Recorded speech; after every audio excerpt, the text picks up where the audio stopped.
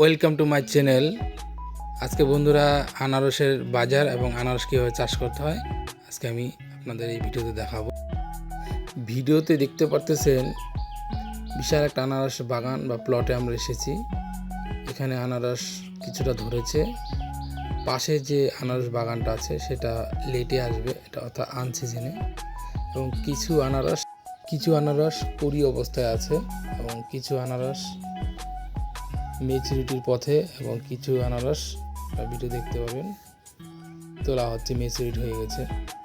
Actually আনারস চাষে আনারসের বীজ ব্যবহার করা হয় না, আনারসের গাছের থেকে যে চারা হয় সেটাই রোপণ করা হয়। এখানে আনারসের উপরে যে গাছটা আছে সেই গাছটা কিন্তু চাষে ব্যবহার করা হয় না, সেখান থেকে ফল ভালো হয় না।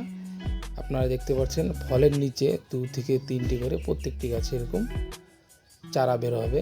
সেই চারাটাই আনারস চাষ হিসেবে রোপণ করা হয় এবং তাতে ফলন খুব ভালো হয় এবং ফলনের উৎপাদন বেশি হয়। আপনারা দেখতে পাচ্ছেন এই ফলগুলি কিছুদিনের মধ্যেই ম্যাচিউর হয়ে যাবে।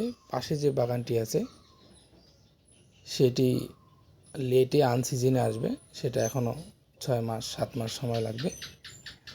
আনারস বাগানে একটু উঁচু জমিতে করলেই ভালো হয়, কারণ এখানে আনারস ম্যাচিউরিটি হতে হতে কিছু আনারস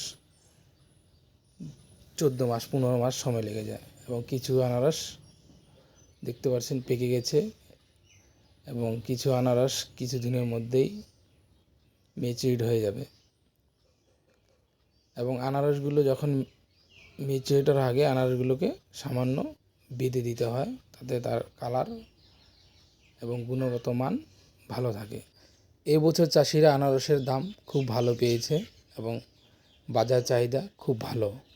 আপনারা দেখতে পারতেছেন এখানে আনারসের গদি আছে, বিভিন্ন গাড়িতে আনারস বিভিন্ন রাজ্যে পাড়ি দিচ্ছে। এখান থেকে বড় সাইজের আনারস যেগুলো 2 কেজির উপরে সেগুলো 40 টাকা থেকে 45 টাকা এবং মাঝারি সাইজ আনারস 25 টাকা এবং ছোটো 1 কেজি সাইজের আনারস 10 থেকে 12 টাকায় বিক্রি হচ্ছে।